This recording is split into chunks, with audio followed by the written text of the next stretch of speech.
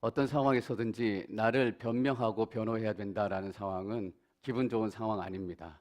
근데 고린도 후서에서 사도 바울은 눈물 겹도록 자기에 대해서 계속 변론하고 방어하고 또 얘기하고 있습니다. 왜 이렇게 얘기하고 자신을 변론해야만 하는가? 그 이유에 대해서 우리가 다시 한번 짚어볼 필요가 있습니다. 그 이유를 우리가 모르면 고린도 후서를 읽는 의미가 없기 때문입니다. 사도 바울은 고린도교의 첫 번째 가서 복음을 전한 사람이었습니다. 사도 바울을 통해서 복음의 메시지가 증거됐습니다. 사도 바울이 흔들린다라는 것은 사도 바울이 전한 메시지가 흔들린다라는 의미입니다. 사도 바울과 고린도 교회 교인들이 나누었던 아름다운 추억이 좀 깨지는 정도, 아니면 찬송가를 부를 것이냐, 아니면 복음성가를 부를 것이냐, 이런 차이였다면 사도 바울이 굳이 변명하지 않았을 거예요. 사도 바울이 이렇게 변명하는 것은 자기가 전한 메시지가 복음이기 때문이에요. 복음은 조금 명예롭고 덜 명예롭고 이런 정도가 아니라 죽고 사는 문제이기 때문이에요. 그래서 어떤 순간에도 타협할 수도 없고 어떤 순간에도 변질될 수 없는 것이 복음의 메시지예요. 자기 자신이 흔들리고 자기 자신의 권위가 실추되면 그 메시지의 권위 자체마저 실추되고 흔들리기 시작하기 때문이에요. 그렇게 되면 어떤 결과가 나타나느냐? 그 공동체 안에 다른 복음, 다른 영, 다른 예수가 들어오기 시작하는 거예요. 아니나 다를까 한 장 넘어가면 11장에 사도 바울이 그렇게 책망해요. 너희들이 다른 복음, 다른 예수, 다른 영을 잘도 용납하는구나. 왜냐하면 사도 바울이 이제 별거 아닌 것처럼 느껴지니까 그가 전한 메시지도 별거 아닌 것처럼 느껴지는 거예요. 사도 바울이 어떻게 해서든지 나는 사도다, 나는 하나님의 부르심을 받은 사람이다 라고 지켜야 하는 거예요. 자기 자신의 명예, 이런 것은 원래부터 관심이 없었던 사람이에요. 나를 좀 인기 있는 사람으로 생각해줘, 이런 거 사도 바울 원래 관심이 없었어요.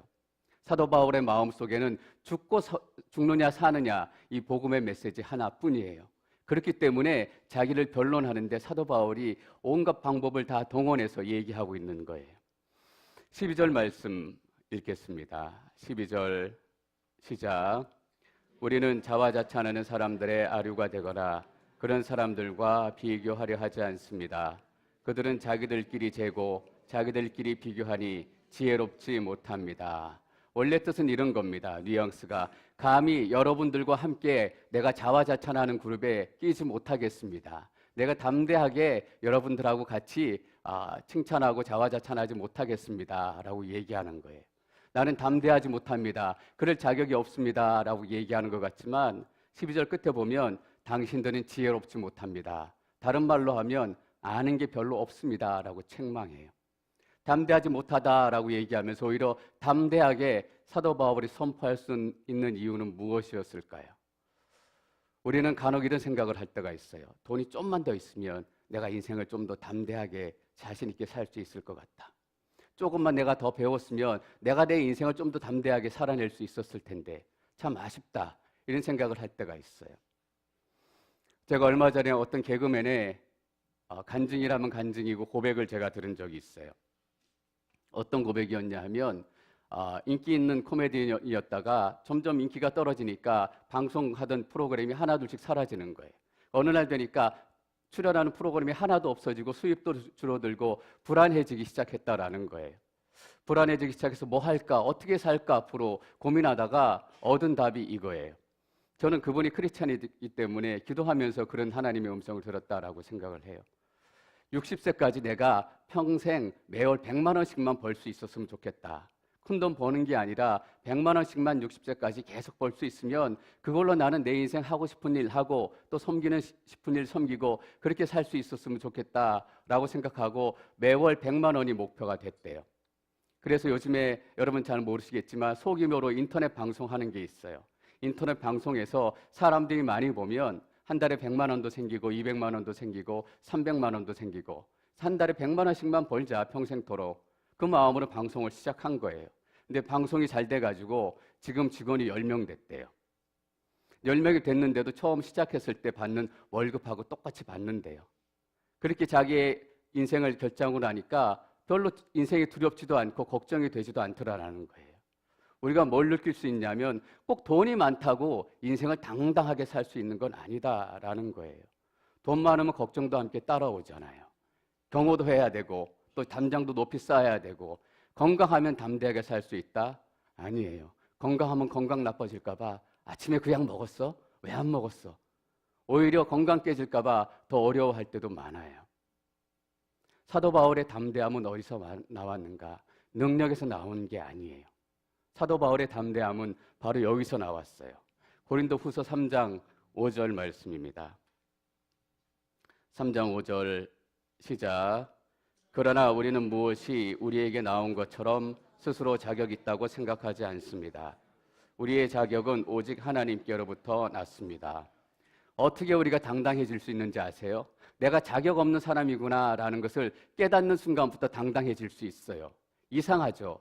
이게 믿음의 신비이고 신앙의 역설이에요. 내가 참 별 볼 일 없구나, 자격이 없는 사람이구나 라는 것을 깨닫게 되면 당당하게 살 수 있어요. 왜냐하면 이렇게 자격이 없는데 하나님께서 택해 주셨구나 라는 것을 아는 거예요. 보세요. 스스로 자격이 있다 생각하지 않습니다. 우리의 자격은 오직 하나님께로부터 났습니다. 사도 바울의 당당함과 담대함은 어디서 나올 수 있었는가? 내가 은혜 입은 자다, 내가 은혜 입은 사람이다 라는 것을 깨닫는 순간부터, 왜냐하면 하나님께서 나를 선택하셨기 때문에 어느 누구도 나를 흔들고 빼앗을 수 없다라는 보증표가 되기 때문이에요. 그래서 여러분, 우리가 신앙생활 시작하는데 나는 자격이 없는 사람이에요, 이게 비굴한 것 같지만 이걸 깨닫는 게 너무 중요해요. 이게 크리스찬의 신앙의 출발점이에요. 하나님, 나는 하나님 앞에 자격이 없는 사람입니다. 하나님, 나는 이 공동체 목사로 자격이 없는 사람입니다. 나는 이 공동체 리더로 자격이 없는 사람입니다. 이것을 깨닫는 순간 하나님께서 나를 목사로 부르셨구나. 하나님께서 나를 목사로 부르셨는데 누가 감히 나한테 당신 목사답지 않다라고 얘기할 수 있어요? 사람들이 사도 바울 보고 얘기하잖아요. 사도 바울이 사도 같지 않다라고 얘기하잖아요. 목사 같지 않다라고 얘기하잖아요. 근데 담대하게 얘기해요. 오히려 너희들이 아는 것이 별로 없는 사람들이구나. 왜냐하면 하나님께서 자격이 없는데 자기를 택해 주셨기 때문이에요. 여러분, 세상이 다 내 편이 안 돼도 하나님이 내 편이면 다 내 편인 거 아세요? 나 혼자 있는 게 아니에요. 여러분, 고난 가운데 나 혼자 있는 것 같지만 하나님이 내 편이 되면 다 내 편이 된 거예요. 하나님께서 여러분들을 택하셨습니다. 하나님께서 여러분들을 이 자리에 부르신 거예요. 전 여러분들이 신령과 진정으로 더 깊이 하나님을 예배하고 지성소의 예배를 경험할 그 시간들이 반드시 올 거라고 믿어요. 왜냐하면 내가 예배자가 되겠습니다, 먼저 손든 게 아니라 하나님께서 여러분들 부르신 거예요. 너가 나를 예배하는 예배자가 되어다오. 신령과 진정으로 예배해다오. 하나님께 여러분들에게 성령을 불같이 부으실 거예요. 말씀의 능력을 부으실 거예요. 그럼 어떤 일이 일어나요? 예배하는 중에 방언이 터지고, 예배하는 중에 귀신이 떠나가고, 예배하는 중에 우리를 묶고 있었던 질병이 끊어져요. 하나님이 부르셨기 때문이에요. 여러분, 우리는 자격 없는 사람이에요. 괜히 자격 있는 척하지 마세요. 거기서부터 우리가 잘못된 거예요. 사도 바울이 자화자찬하는 사람들을 얘기하는데 좀 독특한 표현을 써요. 그런 사람들과 비교하려 하지 않습니다. 그들은 자기들끼리 재고 자기들끼리 비교하니 자기들끼리 잰대요. 여러분, 틀린 답안지 가지고 시험 문제 맞춰본 적 있으세요? 제가 기억나는데 중학교 때인지 고등학교 때인지 막 아무리 시험 시간에 풀려고 하는데 답을 모르겠는 거예요. 여러분, 답을 모를 땐 몇 번? 3번이잖아요. 3번을 제가 찍었어요. 그 옆에 시험 끝나고 나온 친구에게 그럼 몇 번 썼냐니까 3번이래요. 옆에 온 친구도 물어보니까 3번이래요. 야, 이거 확실히 답이다. 근데 세 놈 다 찍은 거예요. 틀린 답 가지고 맞추는 거예요. 자기들끼리 맞춘다라는 것은. 여러분, 여기 잰다라는 것이 뭐냐면 자라는 거예요. 자로 잰다라는 거예요. 구약 39권, 신약 27권을 우리가 정경이라고 얘기하잖아요. 하나님께서 세우신 성경이다라는 의미인데 영어로 캐논이라고 얘기해요. 캐논이라는 말은 자예요. 우리가 줄자처럼 이 자예요. 여러분, 자가 똑바로 돼야 똑바른 줄을 그을 수 있는 거예요. 하나님의 말씀이 줄자가 돼서 우리 인생을 똑바로 그을 수 있도록 기준점이 되어주는 거예요. 근데 이 사람들은 뭐래요? 자기들끼리 재고 자기들끼리 비교한대요. 자대고 안 그으면 아무리 똑바로 그으려고 해도 결국에는 삐뚤삐뚤 가게 돼 있어요. 그러니까 틀린 답안지 놓고 우리가 100점이다, 우리가 100점이다 그렇게 자랑하고 있는 거예요. 사도 바울이 그 사람들과 같이 놀지 않겠대요. 너희들 뭘 모르는구나. 진짜 인생의 줄자가 뭔지, 인생의 기준점이 뭔지 너희가 잘 모르는구나. 하나님의 말씀이다라는 거예요. 여러분의 인생의 줄자는 뭐예요? 계산기, 주판? 아니에요. 우리 인생의 줄자는 이 말씀이에요. 이 말씀으로 우리 인생을 줄긋지 않으면 언젠가는 삐뚤삐뚤해가지고 망쳐지고 말아요. 우리는 성경적인 기준을 가지고 있어야 돼요. 자랑할 때도 성경적인 기준을 가지고 있어야 되고, 성경적인 교회는 어떤 교회냐, 성경적인 재정은 어떤 재정이냐, 성경적인 부부싸움은 어떤 부부싸움이냐. 여러분, 성경적인 부부싸움은 어떤 부부싸움이에요? 봄을 품어도 해가 지도록 품지 말라라는 거잖아요. 여러분, 성경적인 리더십이 뭐예요? 우리가 교회에서 리더십을 세울 때 흔히 많이 하는 실수가 사업에 성공한 분들, 많이 배운 분들, 그리고 돈 많이 번 분들, 교회 오래 다닌 분들, 이런 분들을 세워요. 근데 성경에서 말하는 리더십의 기준은 뭔지 아세요? 디모데전서 3장 보니까 이렇게 기록이 돼 있어요. 몇 구절만 제가 읽어볼게요. 성경적인 리더십이에요. 나그네를 잘 대접하고, 나그네를 잘 대접해야 된대요. 그냥 자기 잘 먹고 잘 사는 게 아니라 교회에서 리더십이 되려면 나그네를 잘 대접해야 된대요. 우리가 교회 리더십을 세울 때 이런 고민 안 해본 것 같아요. 저분이 정말 나그네를 잘 대접하나? 자기하고 살아온 방식이 다르고 삶의 모습이 다른 분들도 잘 수용하고 잘 품고 함께 융화하는가? 술을 즐기지 않으며 폭력적이지 않아야 된대요. 온유하고 싸우지 않으며 싸우지도 않아야 된대요. 이걸 검사 안 하고 하니까 교회 리더십 돼가지고 싸우는 교회들이 얼마나 많은지 모르겠어요. 싸우지 않아야 돼요. 싸움 못하는 사람을 뽑아야 되는데 싸움 잘하는 사람을 뽑는 거예요. 그리고 또 보세요. 돈을 사랑하지 않으며. 돈을 사랑하는 장로님들이 너무 많아가지고 장로님들이 얼마나 사고 많이 치고 다니시는지 모르겠어요. 믿지 않는 사람들에게 좋은 평판을 받은 사람. 우린 교회 안에서 신앙이 좋다, 좋은 평판을 받은 분을 리더십으로 세우려고 해요. 근데 그게 아니라는 거예요. 믿지 않는 사람들에게 직장에서, 세상에서 물건을 사고 팔 때, 사람들을 만날 때 거기서 좋은 평판을 얻는 사람을 믿음의 사람 리더십으로 세워야 된다라는 거예요. 하나님의 말씀이 있어요. 이 분명한 하나님의 말씀으로 우리의 인생을 재지 않고 우리 교회를 재지 않으면 삐뚤삐뚤 가요. 그래서 싸움 잘하는 리더십을 뽑게 되고 돈 사랑하는 리더십을 뽑게 되고 교회 안에서만 칭찬받는 리더십을 뽑게 된다는 거예요. 우리가 그런 실수를 하기가 너무 쉬운 거예요. 그들은 자기들끼리 재고 자기들끼리 비교하니 지혜롭지 않습니다. 그래서 나는 여러분들하고 같은 그룹에 들어가지 않겠습니다 라고 얘기합니다. 13절에서 15절까지 말씀 계속 읽겠습니다. 13절부터 시작.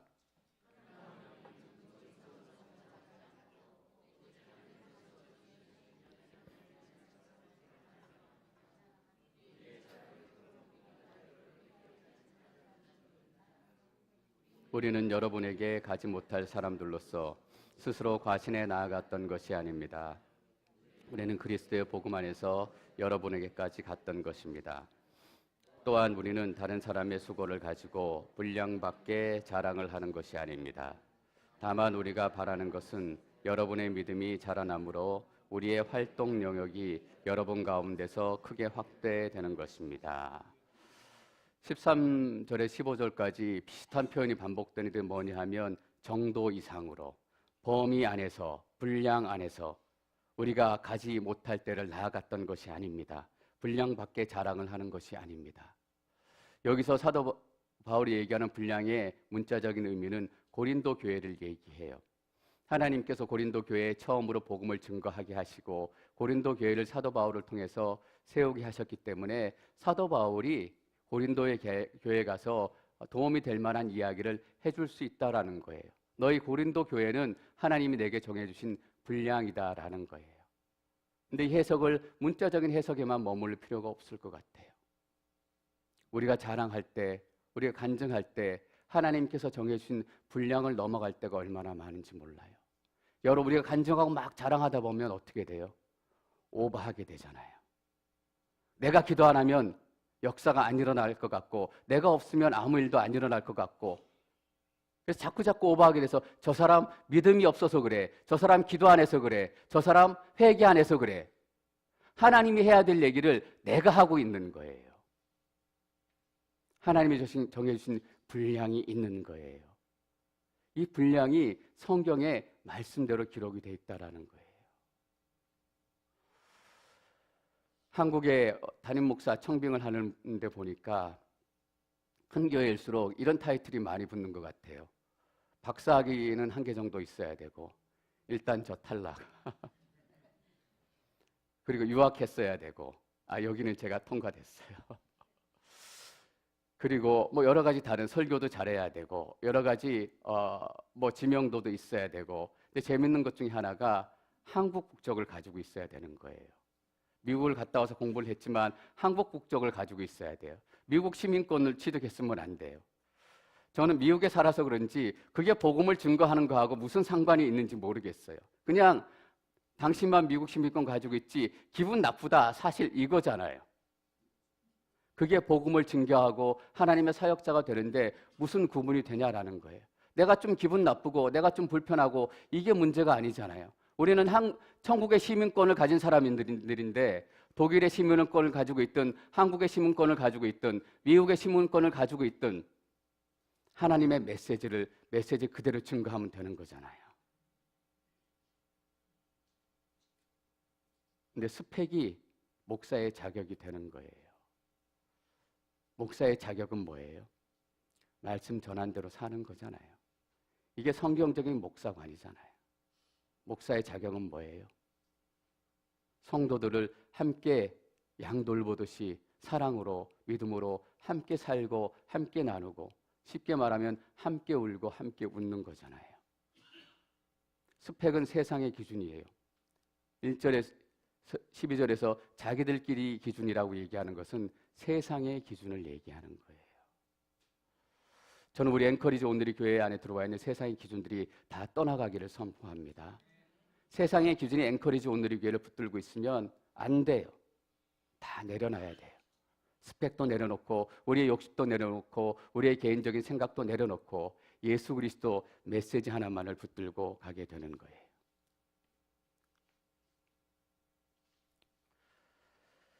15절 말씀 다시 한번 읽겠습니다. 15절 시작. 또한 우리는 다른 사람의 수고를 가지고 분량밖에 자랑을 하는 것이 아닙니다. 다만 우리가 바라는 것은 여러분의 믿음이 자라남으로 우리의 활동 영역이 여러분 가운데서 크게 확대되는 것입니다. 고린도 교회가 안정이 돼서 여러분의 믿음이 자라기를 원하는 거예요. 여러분 교회가 불안하고 공동체가 불안하면 절대 우리의 믿음이 자랄 수 없어요.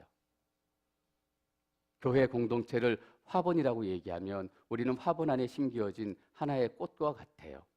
화분 안에 좋은 흙이 들어가 있어야 거기에 심겨진 꽃이 잘 자라잖아요. 화분이 이상하게 돼 있고 그 안에 담겨지는 흙이 영양분이 없으면 간신히 꽃을 피울까 말까 간신히 생명력만 유지하고 있는 거예요. 좋은 공동체를 만들어야 될 영적인 의무가 우리에게 있는 거예요. 우리가 좋은 공동체를 이루지 않으면 연약한 믿음을 가진 분들이 우리 공동체 안에서 더 이상 믿음을 자라지 못하고 피우지 못해요. 우리 한 사람 한 사람이 좋은 공동체가 돼서 여러분의 믿음이 자라나므로 고린도 교회가 안정이 돼서 믿음이 자라나기를 원하는 거예요. 그래서 원하는 게 있어요. 다만 우리가 바라는 것은 우리의 활동 영역이 여러분 가운데서 크게 확대되는 것입니다. 고린도 교회가 안정이 돼야 고린도를 싸고 있는 아가야 지역에서 사도 바울이 더 복음을 전하고 활발하게 사역할 수 있을 거 아니에요. 고린도 교회가 흔들리는데 사도 바울의 사역이 어떻게 나아가겠어요? 16절 말씀 계속 읽을까요? 16절 읽겠습니다. 시작. 그래서 결국 여러분의 지역 너머까지 복음을 전파하기 위한 것이지 다른 사람의 영역에 이미 마련된 것들을 가지고 자랑하기 위한 것이 아닙니다. 그래요. 자기가 섬기고 있는 교회가 안정이 돼야 선교를 가든 밖에 사역을 하든. 제가 앵커리지 온누리교회에 부임한 지 3년 반 됐잖아요. 참 빠르기도 하고 어느새 갔나 싶기도 해요. 3년 반 동안 외부적인 사역은 거의 안 하려고 했어요. 그리고 사역도 많이 늘리려고 하지 않았어요. 왜냐하면 우리 앵커리지 온누리교회 이 공동체가 안정이 되어서 여러분 한 분 한 분의 믿음이 자라는 것이 가장 급선무이기 때문이에요.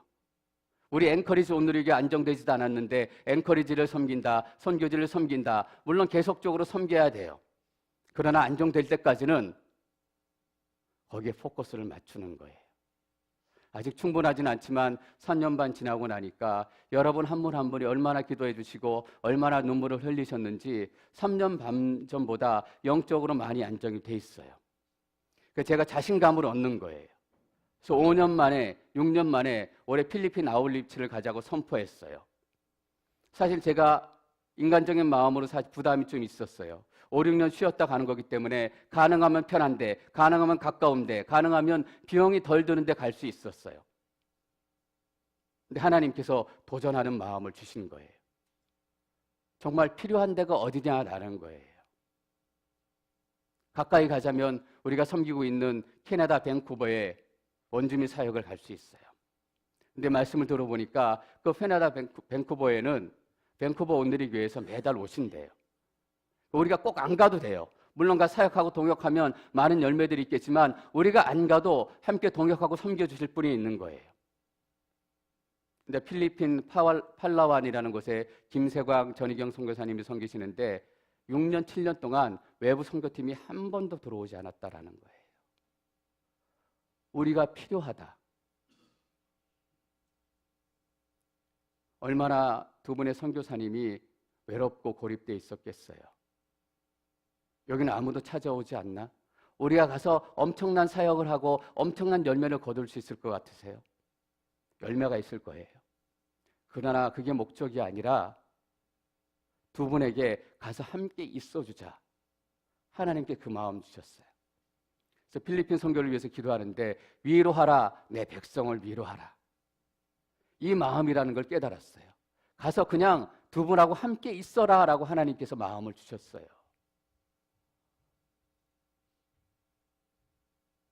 고린도 교회가 안정이 되면 사도 바울이 로마로 갈 수 있는 거예요.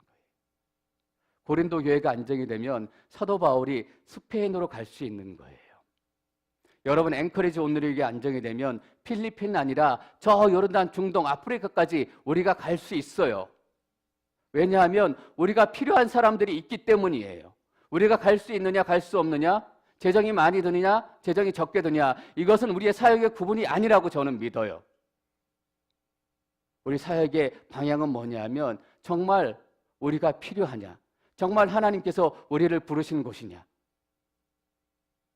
물론 가까운 곳도 가야 되고 먼 곳도 가야 되고 잘 조절하고 균형이 필요해요. 그러나 우리가 기본적으로 가지고 있는 마음은 이것이어야 된다라고 저는 믿어요.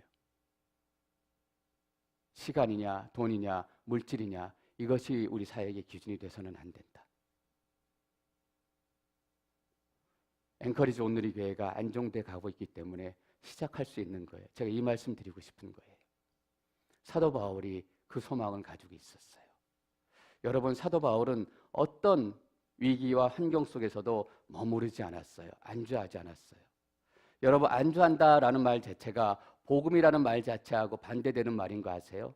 복음이 뭐예요? 굿뉴스잖아요. 뉴스라는 말은 전해지고 들려져야 된다라는 거예요. 소식이라는 거잖아요. 가만히 있으면 뉴스가 아니에요. 가만히 있으면 뭐냐 하면 역사예요. 복음은 역사가 아니라 복음은 좋은 소식이에요. 사도 바울은 너머로 가기를 원하는 거예요. 결국 여러분의 지역 너머까지. 저는 여러분의 인생의 한계를 넘기를 축원합니다. 복음이 넘게 하는 거예요. 사도 바울은 능력도 힘도 아무것도 가지지 않은 사람이었어요.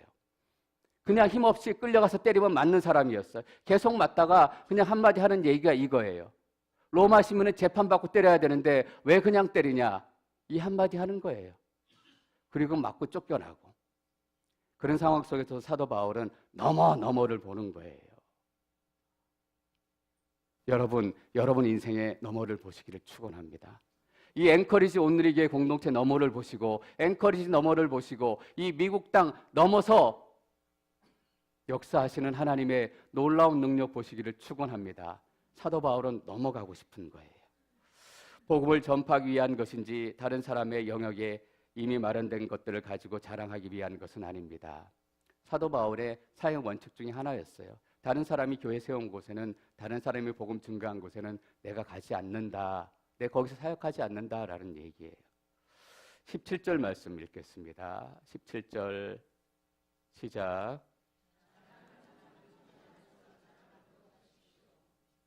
자랑하는 사람은 주 안에서 자랑하십시오.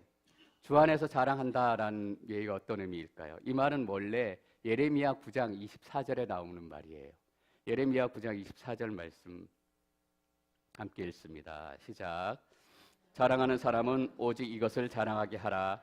곧 그가 나를 깨달아 내가 이 땅에 인애와 정의와 의로움을 행하는 여호와인 것을 아는 것을 자랑하게 하라. 이것들을 내가 기뻐한다. 여호와의 말이다. 뭘 자랑하래요? 여호와를 아는 것을 자랑하래요. 우리는 뭘 자랑하냐 하면 얼마나 벌었냐, 무슨 병에 걸렸었냐, 얼마만큼 망했었냐, 이걸 얘기하려고 해요. 그러니까 우리의 간증은 뭐가 되냐 하면 자꾸 성과주의가 돼요. 내가 뭘 성취했냐, 내가 뭘 이루었냐, 이거에 포커스를 맞춰요. 근데 하나님께서 뭐라고 얘기하세요? 내가 여호와인 것을 아는 것을 자랑하게 하라. 하나님이 어떤 하나님인지 내가 알게 됐습니다. 하나님이 어떤 하나님인지 내가 만나게 됐습니다. 하나님은 어떤 분이신가? 하나님 나와 어떤 관계인가? 하나님과 어떤 관계인가를 자랑하라는 거예요. 여러분, 부모님이 돌아가시면 추도 예배 드리잖아요. 추도 예배 드리는데 이렇게 드린다고 생각해 보세요. 아버지를 추모하고 아버지를 기억하는데 아버지가 그때 뭘 사오시고 재산은 얼마셨고 직업은 뭐셨고 그때 사업을 하셔서 크게 성공하셨지, 이렇게만 자식들이 기억한다라고 생각해 보세요. 그게 아버지를 기억하는 거예요? 아니에요. 내 아버지는 어떤 아버지였나, 내 아버지는 우리에게 얼마나 신실한 아버지였고 내 아버지가 나를 얼마나 사랑하시는 아버지였나, 그거를 추모하고 회상하는 게 추도 예배잖아요. 근데 거기에 모여가지고 얼마 벌었나, 뭘 이루었나, 어떤 병에 걸렸었나, 이것만 얘기하는 거예요. 이것만 얘기하니까 자꾸 자화자찬이 되는 거예요. 자수성가의 스토리가 되는 거예요. 근데 하나님께서 뭐라 그러세요? 나를 안다고 자랑해다오. 내가 어떤 하나님인지 자랑해다오. 왜냐하면 이 예레미야 9장 24절이 어떤 본문에서 나오는 말씀이냐 하면 하나님을 떠난 이스라엘들, 그리고 하나님을 모르는 이방 사람들에게 이렇게 선포하라라는 거예요. 너희들이 자랑할 것이 무엇이냐? 너희들은 모르지만 내가 하나님을 안다. 하나님은 신실하시고 하나님은 변치 않으시고 하나님은 전능하신 하나님인 것을 내가 안다라고 자랑하래요. 그러니까 12절에 이렇게 얘기하잖아요. 지혜롭지 못합니다. 너희가 별로 잘 모르는구나.